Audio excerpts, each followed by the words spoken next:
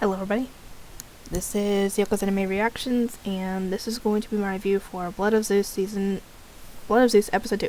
Oh, for those of you who want the Idun Chronicles and are wondering, when's the next season coming out, I saw on there the other day, part 2 is coming out January 8th. So we have, 9 days left until part 2 comes out, and I am going to be hopefully reacting to it by that point. Because I think my nephews are going to be in school by then, so I'm going to be a recording machine. So the first few days of the kids being at school, I am going to be trying to finish JoJo's Bizarre Adventure, all the short shows I've been picking up, Dance with Devils,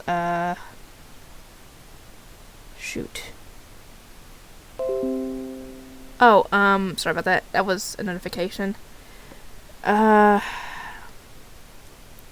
Koko Monogatari, I found out only half of it is in the dub. Season 1's English dubbed. The second season is only in the sub. So if you guys want me to do the entirety of that show, half of it's going to be in Japanese. So yeah, just so you guys have a forewarning about that, because I didn't even know that until yesterday. Anyway, so yeah, I'm gonna try and finish as many shows as I can once I can record properly again. Anyway, Blood of Zeus, episode 2. Heron's able to get to the top of the mountain, but he had a dream where his mother was a queen and gave birth to twins. One looked like the king, and one had blue eyes, not brown eyes. And before he could kill the baby that had the blue eyes, an eagle showed up and defended the baby, and that's when he woke up. Obviously, he has no clue what's going on, and he found the adamantite he found next to a blue rose bush. That'll pop up more in this episode. But he gets back down the mountain, gives the old man the medal, and he finds out that dreams could have meaning, essentially. He shows him a vase that talks about Morpheus and the other two deities when it comes to dreams. Nightmares, illusions, and the truth. What he was shown was Morpheus is doing, which is the truth. He doesn't know this, though, at the time until he talks to his mother. And his mother confirms that she had been, I guess, an arranged marriage type thing, because she said she had no choice in the matter. And the king was, not very nice. The tyrant, essentially. I can't remember what his name was. But she had gained the attention of one of the gods. And it just had to be the big man himself. The one with the wife whose wrath is very legendary in Greek mythology. And you would think that in Greek mythology, that wrath would be enough to deter Zeus from his many flights of fancy with other women, but apparently not. Apparently, he's not afraid of her enough to stop what he does. Apparently. But yes, she had gotten his attention, and he would appear as her husband, which confused the heck out of her, because one day he'd be all nice and sweet and loving and everything, and then the next day he'd be cruel and demeaning towards her, and it just got to her to the point where she questioned who he was, because it obviously wasn't her husband, because her husband was not nice. And he finally revealed his true form to her, and I'm like, okay, so we're not using the whole myth where if a mortal sees the true form of a god, they die. Because that's how Dionysus came into being. or that's how it happened to his mother, because his mother died seeing Zeus's true form, and yeah. Anyway, when he went to his true form, I guess that alerted Hera, and Apollo noticed this and went and warned his father that, yeah, you might want to get back. I'll stay and keep her distracted while you go back and act like you weren't there, essentially.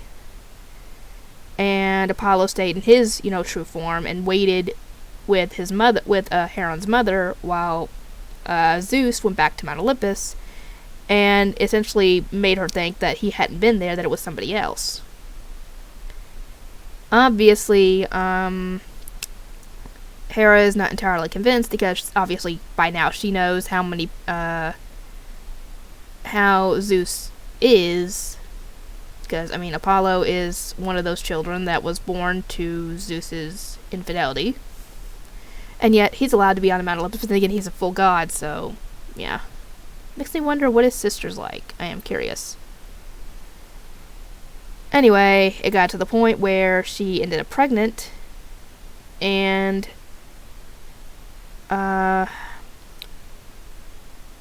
she prayed to Zeus that the child essentially is innocent, and she doesn't want anything obviously to happen to the baby, because the baby didn't choose who his father was, essentially.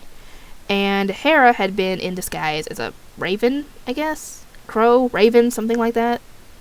And realized that, Zeus was unfaithful, and that was his lover, and possibly his child in there. She's obviously ticked off, and I can understand, rightfully so.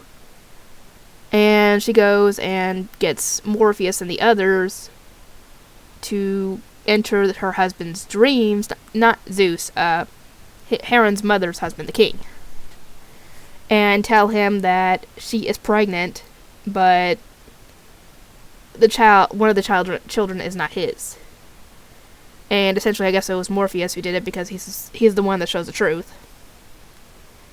And it shows essentially what happened in Heron's dream, where she gave birth, and the first baby looked like the father, the king, her husband. Second baby that came out had blue eyes. And obviously his mother does not have blue eyes. So you couldn't just say, oh, he has his mother's eyes. No, she has gray eyes, green eyes, somewhere like that. Something like that. Brownish gray, somewhere around there. Or brownish gray, possibly. I don't know what her eye color is. And he knew that what his dream told him was true, and he was about to kill the baby, and the eagle showed up, turned into Zeus, and the king was not smart in this situation.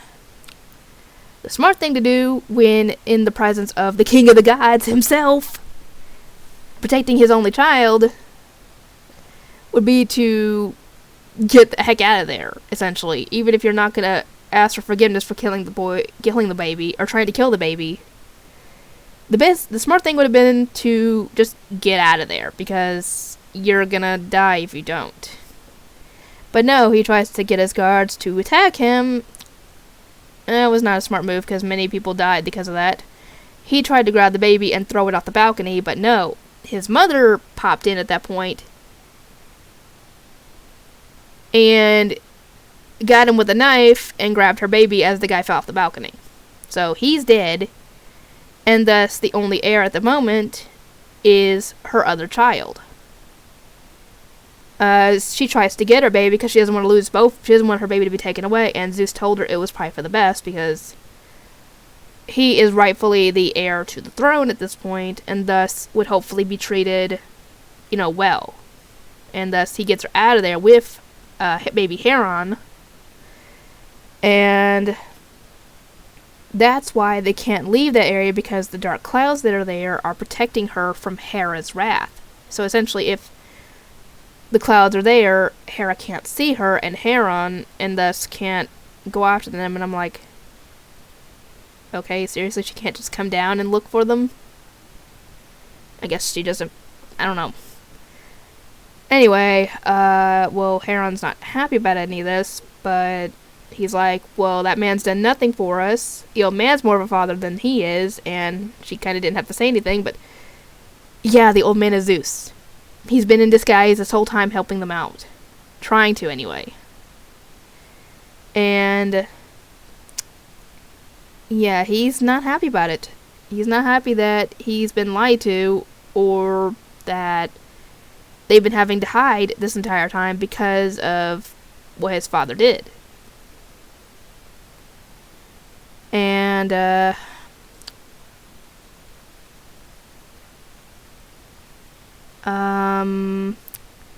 he goes and smashes the kiln, or whatever you're gonna call it, the thing that he made the sword in.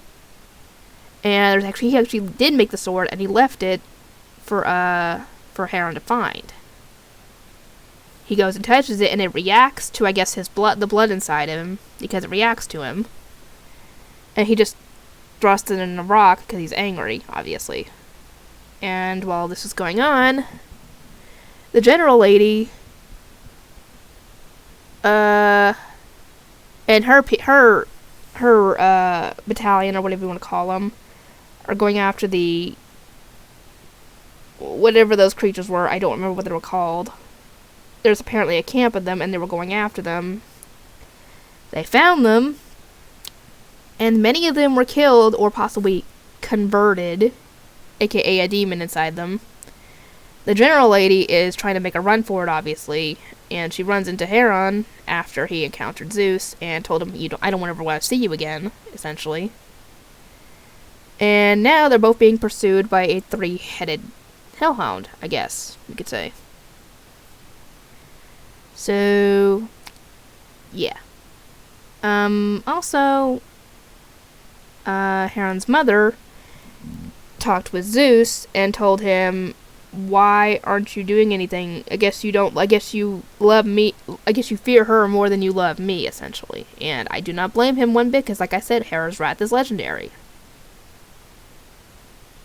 And, I guess divorce isn't a thing in this world, or at least for the gods anyway, because, well, then again, it makes sense, because Hera is the goddess of marriage.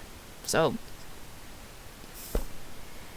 and then again, he is not, I don't think he's really afraid of her. I think he's afraid for the poor soul that he fell in love with, because he can withstand Hera's wrath, but she can't.